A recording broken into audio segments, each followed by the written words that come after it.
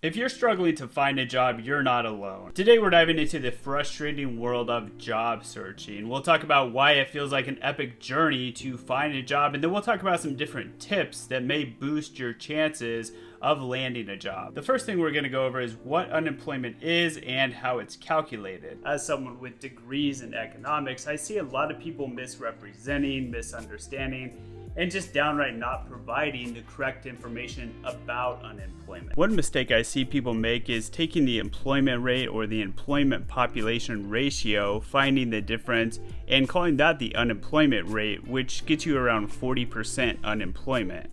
But that's not correct, and I think it waters down the struggles that people have in finding a job. The challenge to find a job is much more difficult than the 40% unemployment rate that people say.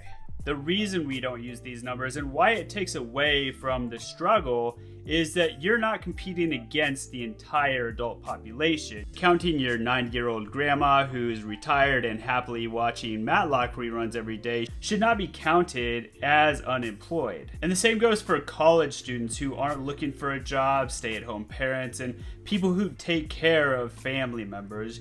You would get a job over those people simply because you're applying for jobs and they aren't. Saying the unemployment is 40% is saying that you're competing against those people who aren't even applying for jobs. And finding a job in the job market is much more challenging than that. So how should we look at unemployment? First, we should only look at the labor force participation, those people who have a job or want a job, and that's because those are the people you're competing against. There are 6 different levels of unemployment that the U.S. Bureau of Labor Statistics uses. The broadest is U6, which counts everyone who wants a full-time job but doesn't have one. The narrowest measurement is U1, which counts people who are unemployed 15 weeks or longer. The official unemployment measure is U3, people who are jobless, seeking a job, and available to take a job. And that's what we should use because those are the people that you're competing against. So what do those numbers actually say? U3 shows that unemployment has been below 4% since December 2021, and that's really good. By all measurements, we have a very strong labor market, especially in the last 3 years. But just like your experience doesn't reflect the economy as a whole, the economy as a whole doesn't reflect your experience. While many people have seen success, others have not, and there's really 2 reasons why. If there is too much supply of workers or not enough demand from companies, there will be people who are left out, and this can occur in industries or an area or both. One of the themes you may have seen in 2022 and 2023 were the high layoffs in tech industry. Some of the largest companies like Meta, Amazon, and Google, just to name a few, combined to lay off hundreds of thousands of tech workers. That means that all of those workers with similar skills are all fighting for the available jobs. So if you're in the tech industry, you're now competing against hundreds of thousands of other people with the same skills or very similar skills to you. So of course it's going to be much more difficult to find a job. And from an economic perspective, this is just marginal cost, which is the cost of producing one more unit, which means that you either have to produce more than anybody else or you have to produce less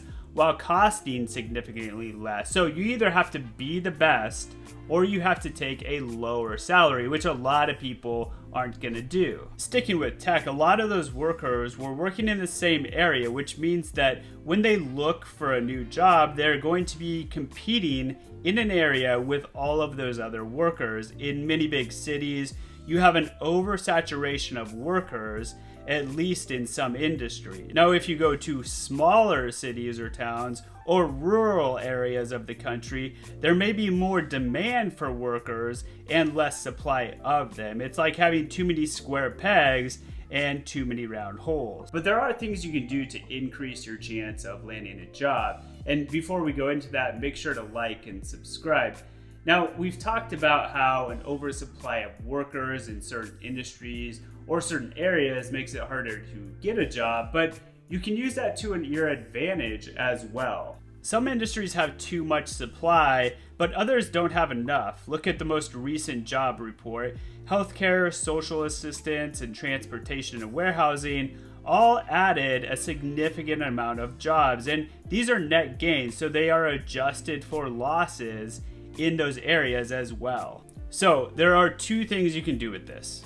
First, look for a different industry, especially if you don't care what industry you're in or you're looking to change into a different industry. Many skills translate very well into different industries. Take something like healthcare, which is a growing industry.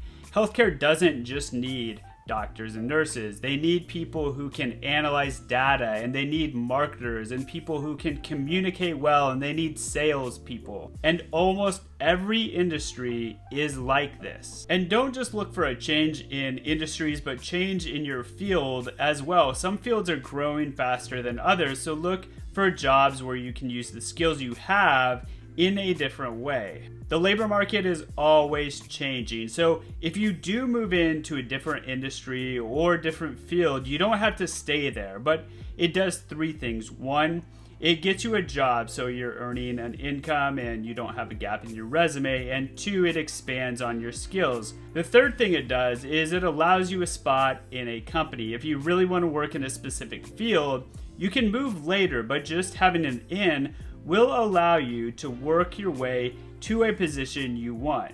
If you only apply for one specific position, you limit yourself. If you find a job you like at a company, go to their website and see what other positions they have open that might fit your skill set. Apply to a few different positions within that company and then look to transition into the position that you want. Another thing is you might land a job that you didn't realize that you would like so much. But the second thing you can do is, with the data that we've talked about earlier, is looking for jobs in different areas of the country. If you're willing to move, that's great. Some companies will even help you pay for your relocation. If not, that's fine too. One positive thing that came from the pandemic was remote and hybrid working. You can live in, say, California and work in Florida. Remote work has expanded your area of search. You can search the entire US or even other countries instead of working for only companies close to you. So make sure you're applying for these remote jobs in other states, and even if something does say it's hybrid, you can always ask to see if they can make it remote for you. Some companies may be willing to make an exception, or you may be able to negotiate, ask for a little less pay for remote work. Maybe you would spend $2,000 less on gas a year, so you can ask for $2,000 less to work from home. Kind of the main theme here is to kind of think outside of the box. Use the tools we discussed earlier to find different areas, different industries, different fields that need workers and have high hiring rates, especially in the past, few years. And use that to search for different industries, different fields, and different areas to apply to. And don't sell yourself short. The skills you have and the skills you have accumulated over time expand further than a lot of people think. People think in kind of narrow sets, but they expand further than most people realize, and use that to an advantage. If you apply somewhere or are looking to apply somewhere, think about how your skill set fits with what they're wanting to hire for. And remember, companies hire for all sorts of reasons. They don't hire people because that person checks every single box and meets every single job requirement. A lot of people that are hired don't meet every single requirement for that job, but they can usually make it up in other sorts of ways. And look, you don't have to win every single job you apply for. You just have to win one of them. So there'll be plenty more videos to come. So make sure again to like and subscribe, and thanks for watching.